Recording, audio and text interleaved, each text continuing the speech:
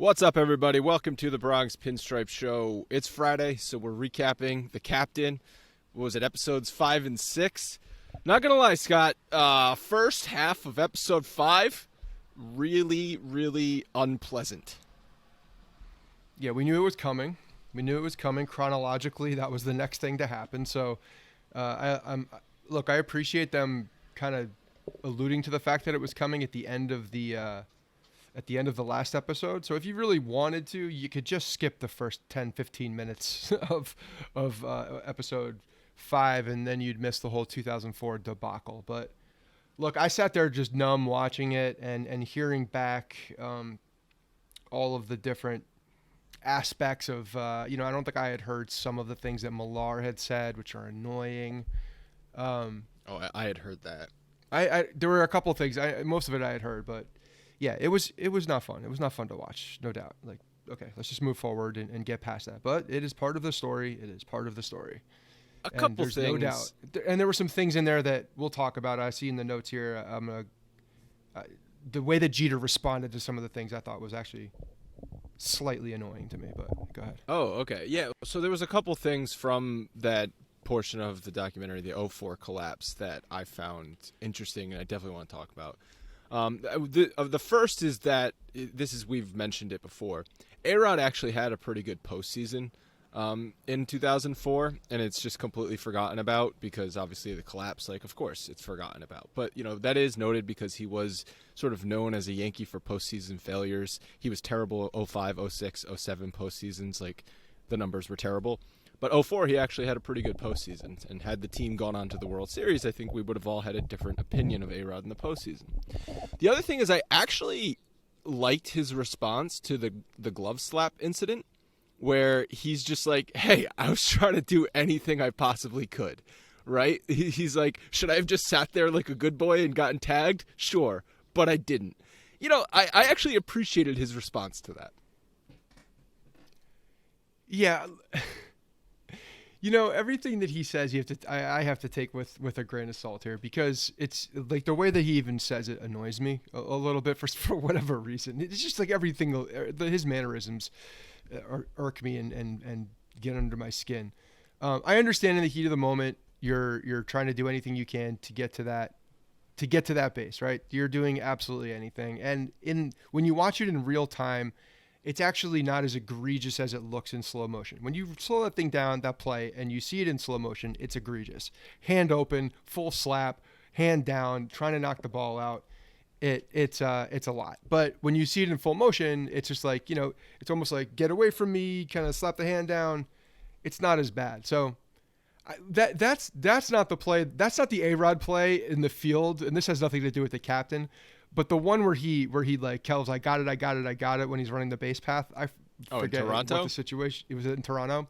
That's the most A-Rod play of all time history for me. It's like, it's such a douchey move. Whereas this one, I understand, is a little bit more instinctual. You're just trying to get there, and for whatever reason he's trying to tag you, you're trying to avoid it, knock it away, whatever it is. So I actually have less of a problem with this one. Because he was out no matter what. Like, whether he was called out for the slapper, he was tagged out, would have happened, he was out. So it actually didn't affect anything. Right. And then the documentary touched on all of the near missed opportunities that the Yankees had in Games 4 and Games 5. And then afterwards, how Jeter and Posada obsessed over the loss. Jeter was sick to his stomach about the Manny sign. Jeter's golfing. And then the nugget about Posada timing himself on the throw down to second base. He's like, it was 1.9, whatever he said, 1.91 seconds. Yeah. He obsessed over it. And I actually found that sort of oddly comforting in a way, where it's like, I know how I felt as just a dumb 16-year-old fan after the Yankees collapse. I obsessed over it the entire offseason. It's nice to know that the millionaires also were obsessing over it. And obviously they felt worse than I did as a fan, but the fact that I could relate to them just for that split second was nice, I guess. Was nice in the terrible situation that was '04. The whole thing just reaffirmed for me that was by far the most painful Yankees loss of my lifetime. I will trade 04, even if they don't win the World Series. I've said this before. I will trade in that 04 for almost anything. Given the choice between flip the script debate in is always 2001 01 versus 04. 01 versus 04, yes, I understand. You can change the result of 01, and that's a World Series. You change the result of 04, and it's just a trip to the World Series. I will even just take that trip to the World Series to keep keep stepping on the throats of the Red Sox, because to me, that was more important. Well, it also changed the course of history, because the Red Sox team most likely would have been blown up after that. They would have a very different roster. The momentum that they had, they just had to get that one, and the way that it happened, it did. You know, they talked about it. It cleared the slate. It was one of those situations that you can't come back from. But you know, one of the things you mentioned, just something recent just now that caught me differently. So you said a moment where you can relate to these millionaires for whatever reason, and it's probably because I grew up with them and because they were homegrown. When you have a homegrown guy like that, like Jeter, Pettit, Posada, Mariano, I actually don't think about them as like the baseball millionaire. I don't think of them as. I always, my head goes to free agents when that happens. The Kevin Browns, the David, the guys that came over, even CeCe, those guys who came over and made all that money to come to the Yankees. Those guys were brought up through the Yankees and like earned the Yankee dollars. And for whatever reason, maybe that just sounds ridiculous, but they feel different in my head, because I've always felt like those guys were relatable because of their workman-like attitude. And, because they won those World Series championships before they had contracts. They won it when they were, on league minimum. That's really when they were thriving during the dynasty that they had.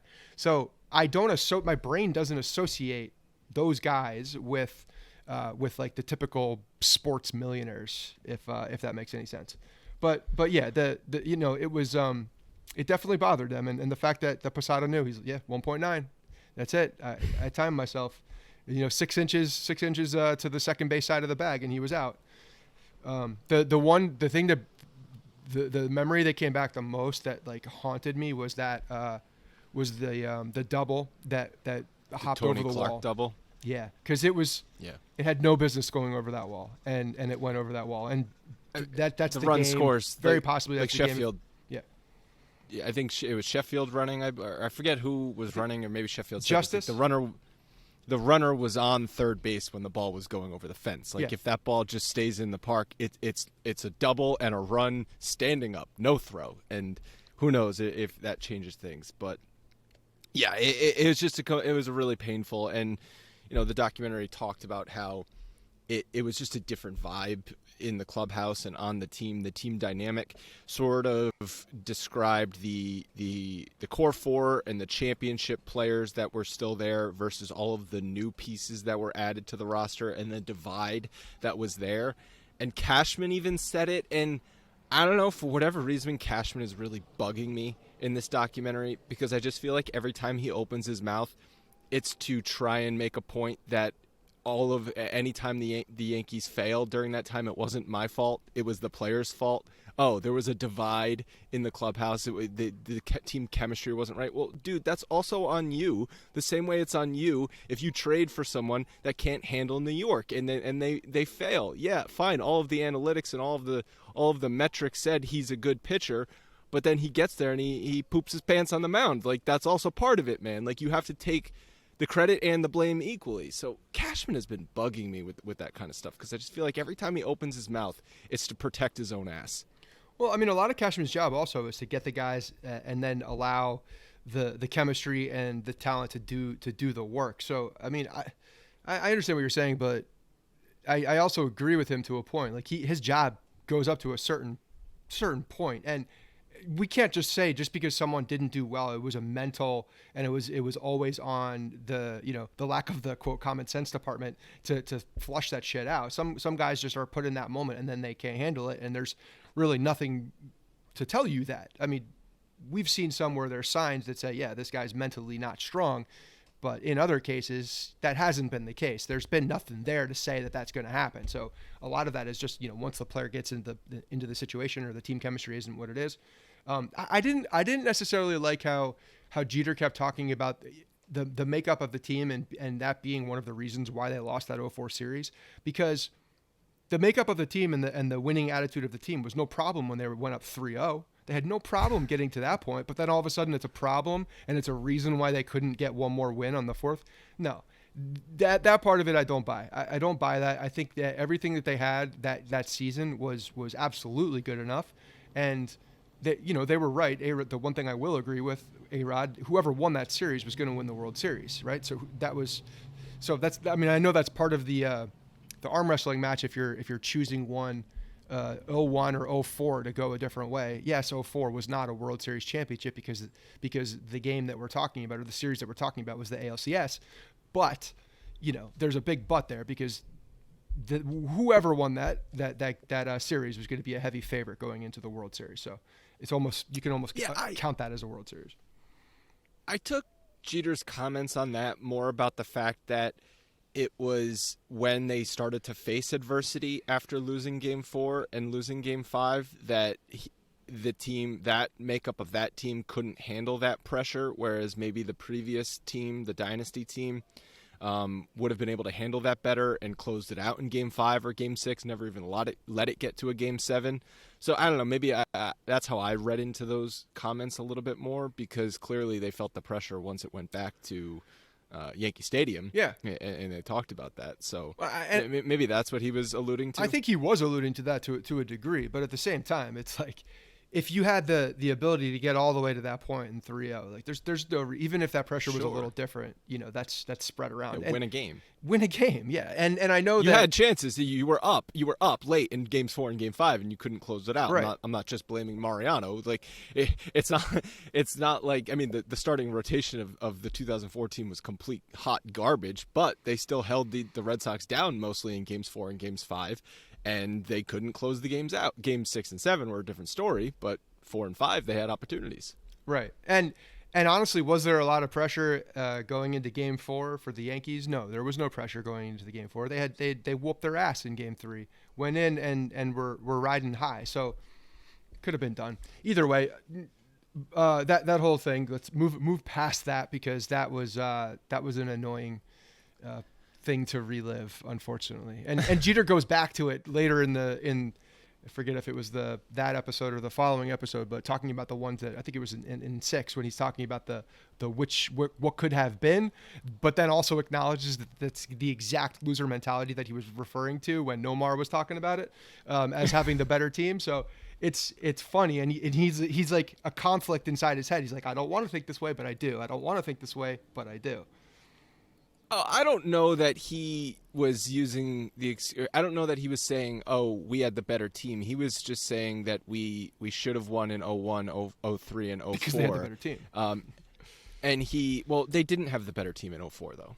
Like, the Red Sox were a better team in 2004. You could argue in 01 that they didn't either, because they were getting shoved. Right. So what I took that to mean is he was, instead of focusing on the wins, he was focusing on the losses, which both fueled him and also is a little bit of a detriment. And I think he just was, dealing with that throughout his career. It was never enough. They talked about that in the previous episodes too. Jeter was one of these guys that it was never enough. He did acknowledge that it was part of that loser mentality, though, because he said we should have won. So he had a bit of that understanding that the other side, like if this had gone this way, and that's part of that mentality that he was referring to as not being something that's has a place in his own head or in a place on his team, but. Yeah, you see. I think what they did a really good job in these couple episodes. One, they were very, very focused on mentality. I think there was a lot of like, okay, what was going through your head? Why did certain things happen? Why did certain things play out in a certain way? And I thought it was interesting to hear just Jeter's response and the way that he would think about a particular situation. 15, 20, however many years later it is, just to get his reaction, like what was going on in that brain. And I thought he did a pretty good job in actually being forthright. Yeah, then the documentary really got into two things. I guess one thing, two different paths, right? The the media covering the team during that time and how much of a circus it was. And I think Feinstein had the quote, if you weren't making $10 million, you weren't worth talking about. And there was a boatload of guys on that team making $10 million. So there was always back page headlines, of course, focused around Jeter and A-Rod. And then also the racial conversation, not only among Jeter, but also how players on the Yankees were treated. And of course, Sheffield's comments to I forget who he was talking to, that interview where he was saying he saw black players on the Yankees. Yeah, black players treated differently on the Yankees than white players. And then, of course, the response to that was, well, Derek Jeter's black. And then Sheffield says Derek Jeter's not all the way black. And so, like, that whole dynamic, and then that leads into Wally Matthews' comments that Jeter is colorless. And this obviously was Wally got crushed. Jeter's sister, Jeter's parents, they were like, so they brought that into real time. That was like almost like a break in the wall, almost like a break in the wall moment there, right? Because Wally was part of the production, and he said these moments in real time, and that's when they reacted to him. I mean, they showed him the footage probably, and they got their reactions to it. Now, I was actually going to DM Wally because we follow each other on Twitter and we'll talk every now and again. I was going to DM him to try and have him on the show, but his account is suspended right now, so I don't know what's going on there. I think I don't know. A part of me understood what he was saying. Now, not that Derek Jeter identifies as colorless, because he doesn't. He said, I was raised a black man. So that's, he identifies as a black person and has dealt with race his entire life. But part of me understood what Wally was saying in the sense that in the media, Jeter was never identified as or never portrayed as white or black. And among fans, he was almost treated as colorless. I think maybe that's where Wally was going with those I just comments. don't know. For him to say that, it has nothing behind it. It's one man saying something about what he saw. So I don't actually, you can't sit there and say that because people don't know how fans reacted to Derek Jeter's race. I think it's more of at that time during that era they discussed this. It was never asked about. It wasn't really talked about. It was just never discussed. So when you're looking at that, it was not a point of focus from the media at all. It certainly wasn't. And then when Sheffield made these comments and was talking about how Torrey treated people differently, that's when when they started really focusing on what the relationship was between different players. And then, oh, by the way, there's a black man that is the captain of the team. And the way the way that Sheffield was saying it too is obviously, I think that he felt his words were misconstrued in the way that they were said. He reached out to Jeter, reached out to the family, did all of these things, but he started falling back on the reason why he was saying that, or the reason why Jeter was treated differently, was because of his stature as a player rather than who he was as a person or what his race is. So, he was definitely backtracking, I think, from some of the things that he said. But the fact that Wally Matthews came out and said that, I thought it was very dumb, first of all, and it was just not. He did not. If he meant anything differently than what he said, it was not constructed well with his words by any means. It sounded asinine. Maybe he clarified and they didn't put that in the documentary. I have no clue. Because he made 2 points there. He was saying no one ever asked Jeter because he wouldn't have answered the question, which is true. He would not. Well, maybe Jeter also said nobody ever asked me. Because and no one asked him because he spent a decade basically giving non-answers. I think to the that media. was an assumption. There was an assumption. That was all and they on talked purpose. about the assumption, but it was more about the personal life.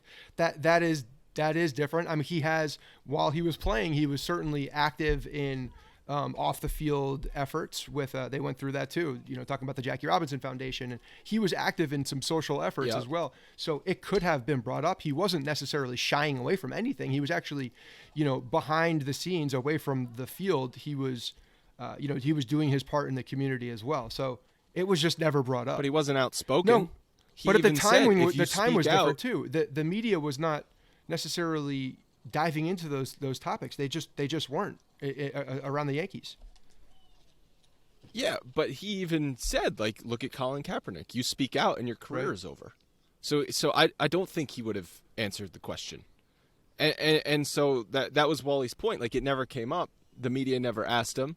Jeter probably wouldn't have answered the question. And also, so he was never in the media portrayed as white or black. And so it was just that.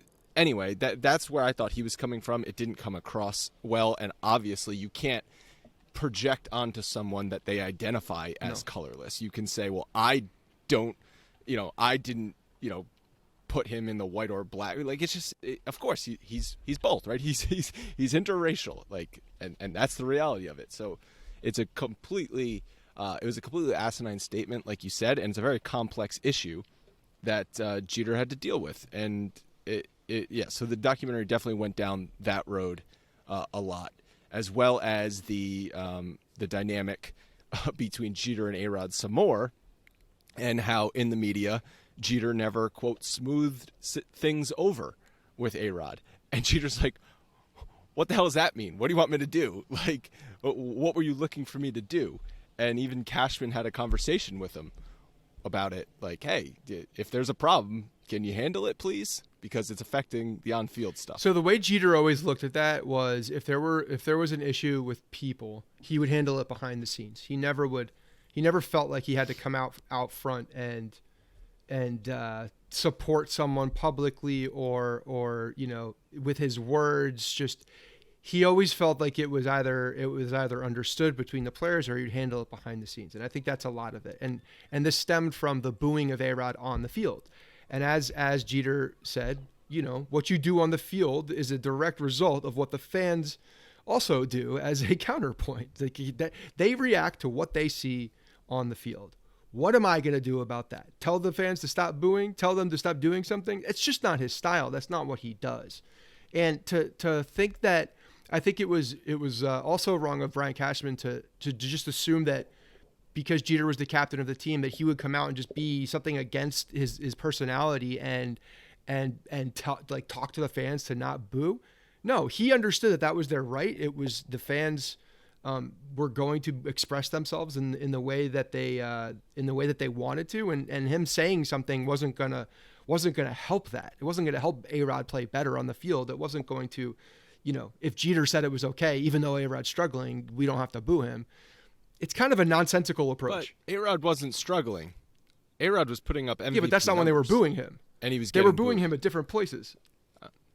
There were also points on the field where he didn't come through, and again, subjective, right, because when you're booing them and when you're not booing it, are you booing on a particular moment? Are you booing over because of who he is? Are you booing? That is not Jeter's place to do it. He was getting unfair boos at that time. For someone who was putting up that level of numbers, now, of course, he didn't come through in every big spot. No one does.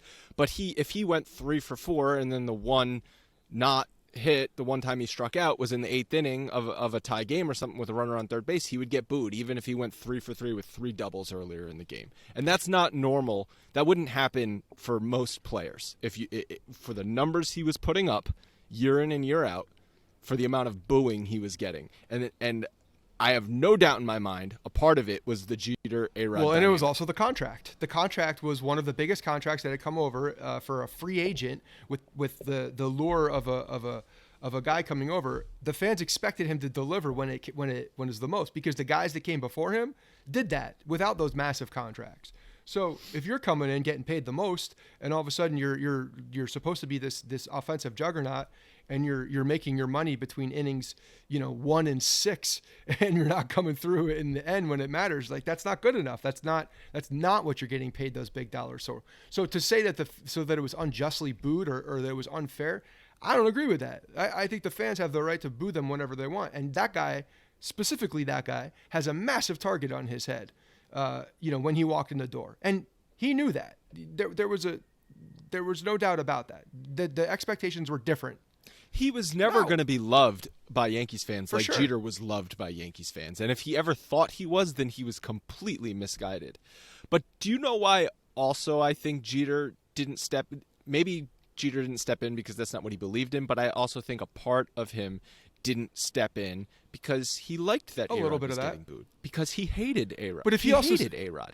He didn't want to smooth things over because he didn't like A-Rod. He didn't want to smooth things over. I also think if he supported him, now all of a sudden he's tied to him, and and this is another thing that he's talked about. Like, I'm keeping you at an arm's length. I'm going to be cordial. I'm going to do all the things in the front, but I'm not going to be doing the extra efforts. And if Jeter were to come out and publicly support Alex Rodriguez and publicly support and tell the fans not to do this, now you're kind of affecting what people think of Jeter because he's supporting that guy and telling people what to do around that guy. And I think that you don't have to tell people what. But Jeter wants to control his things. He wants to control everything around him. He wants to control what people can think of him because of the actions that he has. If he comes out and publicly supports or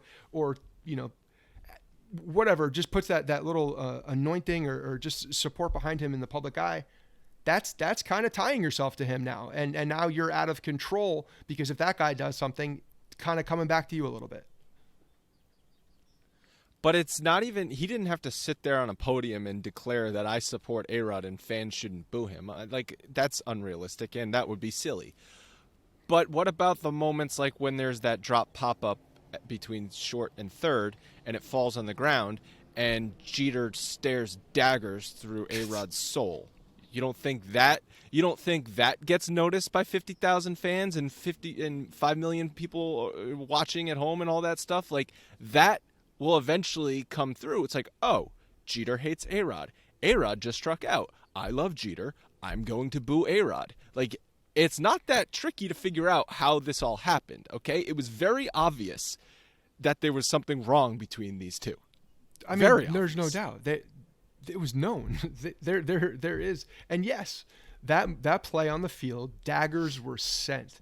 Because, who knows really what happened in that moment from what Jeter says. He was like, it's kind of back to A-Rod. He's just like, okay, no, you got it. Like, he's so wishy-washy. And Jeter knew that it was such a fundamental play that was botched by the other guy that it's a little bit of a clown show. And I think that's the piece of it, is that A-Rod was so unpredictable and with the things that he did, beyond, just mashing the shit out of the ball. And Jeter hated that. Because he was all business and this guy just wasn't. He had drama attached to him. He was like, there was just like just a little stench around him. Always a little stench around him. And Jeter wanted no part of that stench. The Godfather comparison was great. Like the fact that the media had that running joke. Like, I wish that article was written back in 2006. Like, they should have just ponied up and. It's pretty good too. Not gonna comment on who Fredo was. I think we all know who Fredo was. If you've seen The Godfather once, you know who Fredo was.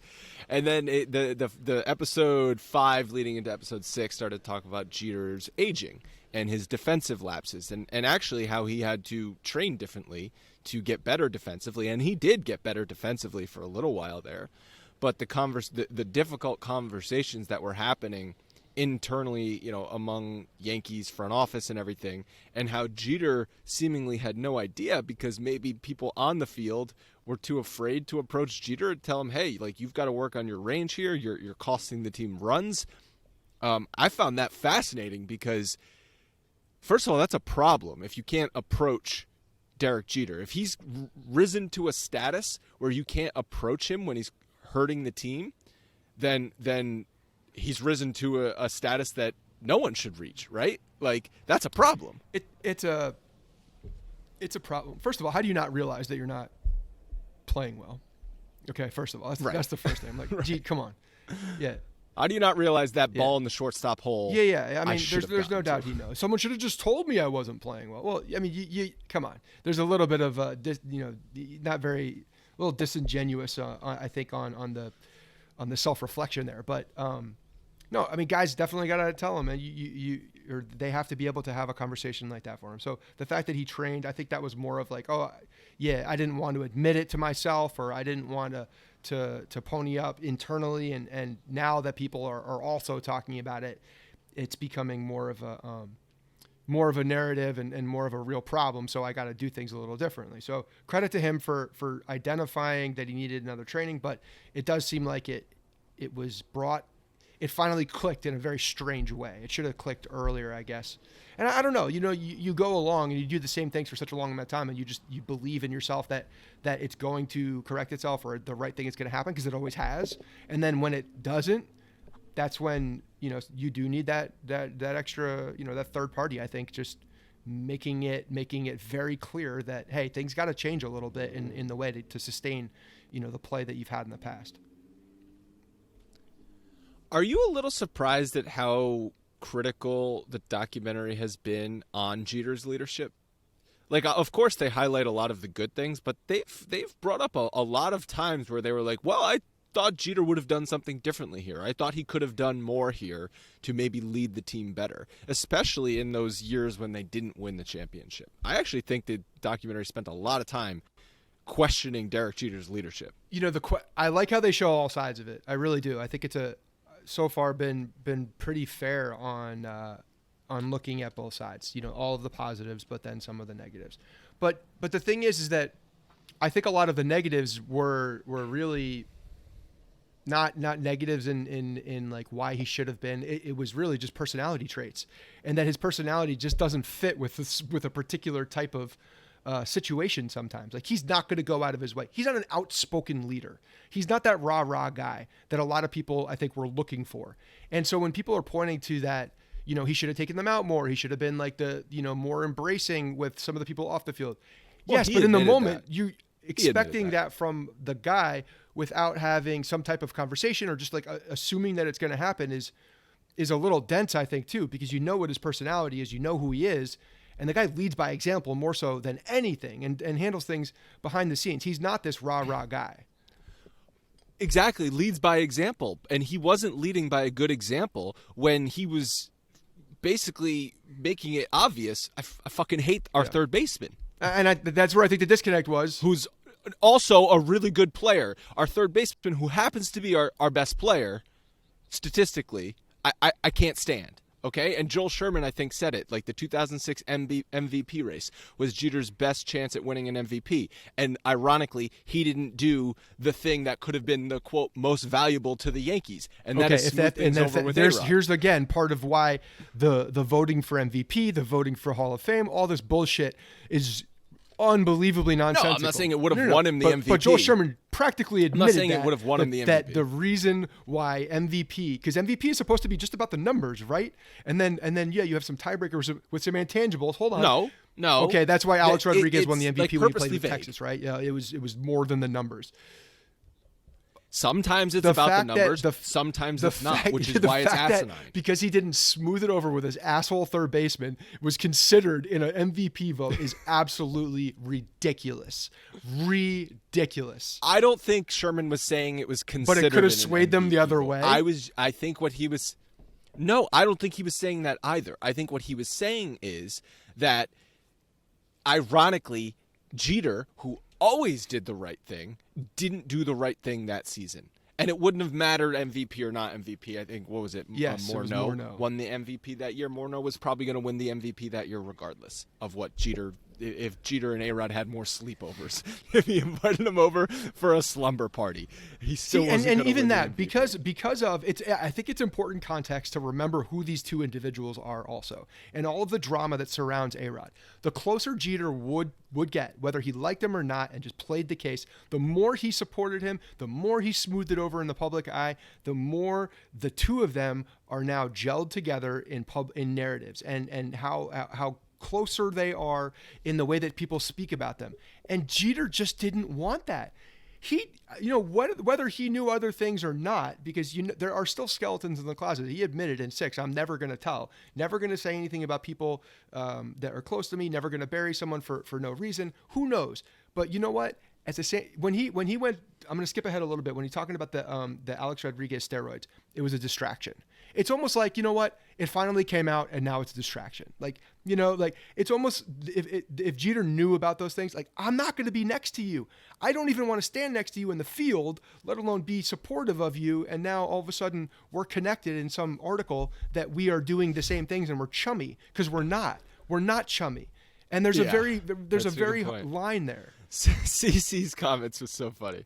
CC's comments are, it's my first week here and we're doing this shit already? Really? Is this how it's going to be? I just signed 7 years and we got steroid scandals in my first week on the job. And Come you're on, telling me guys. that Derek Jeter Get it didn't together. hear rumblings of that or know something about that? I guarantee he did. And Jeter's like, But he's fine being buddy with Andy Pettit. Well, and Andy, Andy was Pettit's trying to not get an back to a-hole. his team. He's just trying to get back. Just trying to help the team out, man. Just trying to help the team. But Trying to help the team. So I do think there's a part of that is that Jeter just did not want to be associated in any way, shape, or form with Alex Rodriguez in any headlines, in any narrative, in anything combined. And he was there next to him, and he's going to be a teammate on the field and not speak up about him having a problem. But you're right. Going back to a couple episodes ago, he did have a problem. He didn't want him here in the first place, but he was here. Well, He should have spoken up then. and that's probably part Should've of spoken up. where he, thinking back, if you got like truth serum and gave it to Jeter, I bet Jeter says, yeah, I walk in there and say, I have a problem. But at the same time, would it have mattered? Do you think if he could do it over, he would have spoken up? That's what I'm and talking said, I have about. a problem Wouldn't because have you're mattered. right. It might not have mattered. Or would he have treated A-Rod differently and the whole situation a little differently in hindsight? Because in the moment, it's hard. You've got hate for someone and you're annoyed by someone and it's more raw emotion. It's hard to do something.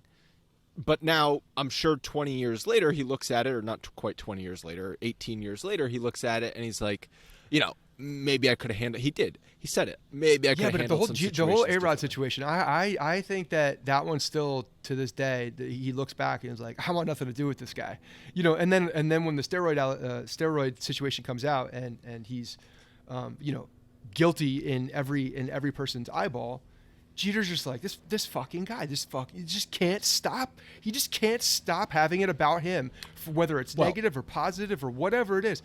It's just like, I can't stand that type of person who is always making it about them.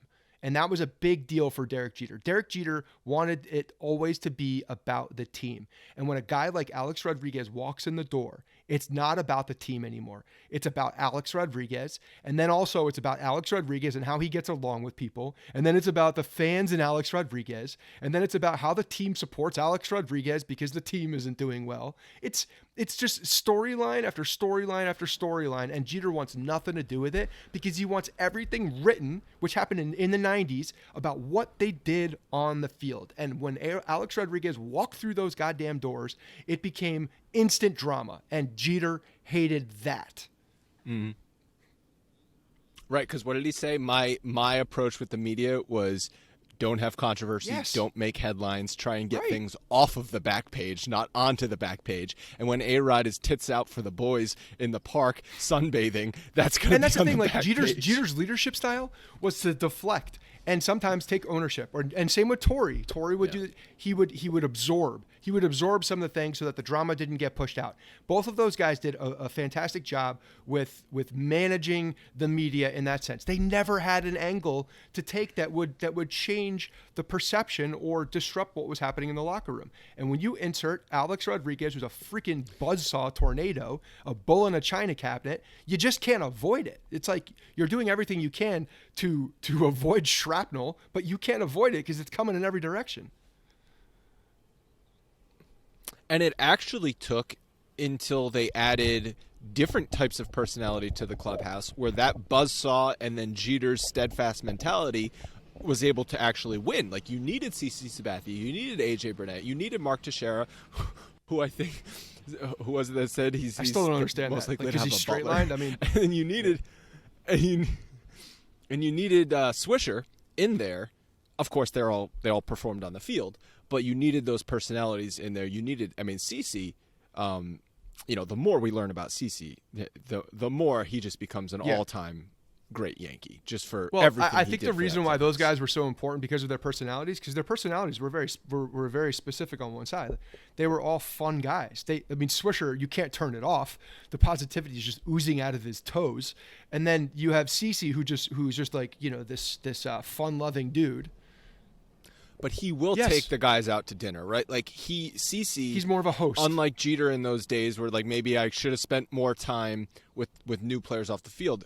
Any new guy that came into the Yankees clubhouse, CC was probably like, "Come over, part of the we're family. cooking." And then AJ Burnett, like, brought that whole the fun, just like joking, pie in the face. Him and Swisher were playing off of each other. Yeah. So I think that clubhouse needed the almost the comedy, just like the fun to cut the tension, to cut the damn tension. Relax. And that's when Jeter started relaxing a little bit, and it became less of a focus of the Jeter-ARod relationship and more of like, let's just have fun on the field, let bygones be bygones, play baseball. And that's what it became. And it was easier to separate from the drama at that point. Kim Jones said that was the happiest she ever saw Jeter in 2009, was that year. It's probably because he was more relaxed. Some pressure was released. And then obviously he had to, I thought the documentary did a really great job transitioning like immediately after that 2009 success into the late Jeter career and him having to chase 3,000 hits, which was a struggle for him. And then, of course, dealing with the ankle injuries and just dealing with going into retirement. Thought that was all really well handled, really interesting stuff. And how Jeter wanted to go out on his own terms versus how he saw Bernie and Posada and some other Yankees legends get completely pushed out at the ends of their careers, because as Buster Olney said, the Yankees are historically ruthless with aging superstars. I mean, that's just that's Derek Jeter PR 101. Like that, the way that he handles things is he's always tried to, and that's again, not to beat a dead horse here, but that's exactly why I think that the A-Rod dynamic was just never good for him, because he couldn't control it. He couldn't control it, and if the closer he got, the more he would be associated with it. But announcing his own, doing it ahead of time, taking the Yankees completely out of control with their, like, this is what's happening, I'm controlling this. It's 101 Derek Jeter. It's exactly what I expect that Aaron Judge will do at some point, because I feel like the more and more I watch this, the more and more I feel like they are definitely talking behind the scenes. You think Jeter gave out a gift So basket? There were some things that were very interesting about this. Okay. When they interviewed the Page Six editor, the producer there for all of the things, they definitely alluded to that there were sexual relations between the parties, and the fact that she's backing off of that and just saying no. Of course. When she was talking about they were just there for like a party or a gathering and they had it downstairs, I'm like wait what? That is not what I remember being the actual narrative. And obviously once something like that gets thrown out there, it gets driven home that one piece of it. So I do think that there was probably memorabilia of some sort in something, but it had nothing to do with. It was maybe for a party or something like that. That was part of the transportation that was arranged by the party or whatever it was, and they were in there potentially. So I don't think it was a one-on-one thing, but I have a feeling there was probably some type of memorabilia for some type of function. I have heard rumors that it was a stolen basket of memorabilia. Okay. By a girl who was at a party with Jeter. Like, there was a party, and I'm sure Jeter was maybe dating or hooking up with some or many of the girls there, but that this girl specifically, who ended up going to Page Six, stole things. This is all Jeter's hearsay. party. This whole entire thing is all hearsay. But the fact that they weren't allowed in with cell phones and they had to go, I would be surprised if they were, she was like smuggling out a ton of memorabilia. Yeah, Jeter had the like how Chappelle, if you go to a Chappelle show now, you got to put your phone in a bag. Genius. Like Jeter was doing that a decade ago. Again, you look at all of the things around Derek Jeter. If you start adding them up and making a checklist of how he controlled the narrative, it's wild. So you buck that system and things get a little crazy. So I always thought it was overblown. I always thought it was embellished in some capacity. I don't know how it was, but it didn't. It certainly didn't sound like it was his brand to do something like that, for sure. I could see Alex Rodriguez doing that. Last thing I want to talk about is, who do you think is to blame for the Jeter contract negotiations in 2011 Randy going Levine. public? When they said Randy Levine was in there in that meeting, I was like, oh, there it is. There it is. It was Cashman, Hal, and Levine. Come on. Take that, you 2018 motherfucker. Yeah, I mean, 1918 yeah, motherfuckers. Levine, someone was leaking, or they had maybe someone had one of the people that was working the party or whatnot. I don't know. Obviously, it got leaked. It would not surprise me if Levine was the guy that leaked it in some capacity, and then it got out there. So it was very strange though, because you think that Cashman and Hal Steinbrenner would want to keep it behind the closed doors. You think that those two guys would, given the situation. Well, you'd think so, but we've seen recent events that Brian Cashman did not keep private. He sat there 20 minutes before first pitch of the season and said, "This is exactly what we offered Aaron Judge." And maybe we'll find out no. later that was something he's supposed to be kept behind the scenes. Is that actually, now that you bring that up, it's eerily similar in how some of that is going down. It's very weird. So I think it was Brian Cashman that went to the media back in those days, because he understood what Jeter's value was. I'm not saying Brian Cashman was wrong. He understood he's not a good shortstop anymore, but we have no choice but to keep him at shortstop. This is the reality of the team. So we're certainly not going to overpay for an aging shortstop at this point. And then if he says no to this, well, then I'm going to have to go to the media and show why we offered this. And I believe that's what happened. And, of course, that rubbed Jeter the wrong way. And Jeter doesn't like Cashman. It's very obvious. Jeter doesn't like Cashman. Said, I didn't want to see him or talk to him. Yeah, I'm wondering how the relationship is today, if it's changed since time has gone by. I don't think it's good. With the way Cashman is speaking in this and the way Jeter reflects on it, I don't think their relationship is good. We know the MO. Once you cross me, you're not going to get back into good graces. So I get it. But it is very interesting to see the parallels right now with what happened with Judge before the season, and how they had a freaking press conference. It's not like they leaked it. They had a press conference to talk about it. So maybe they're trying to take a page out of Jeter's book and control the narrative, which backfired, because it only works in certain situations. Well, I would like to see Brian Cashman have to answer the questions this offseason and go to the media with, well, Aaron Judge, I know he hit 68 home runs this year. Yeah, I know he moved to center field this year, but this is why we're only offering him this much money. And I know Soto's not on the market anymore, but this is so I think you're right. I think maybe there was a play there for Cashman. I think that's interesting. It's interesting. It definitely didn't work. Hanley Ramirez being the guy, and now he's just staring at him. It was always Troy Tulowitzki that was the, but he says no.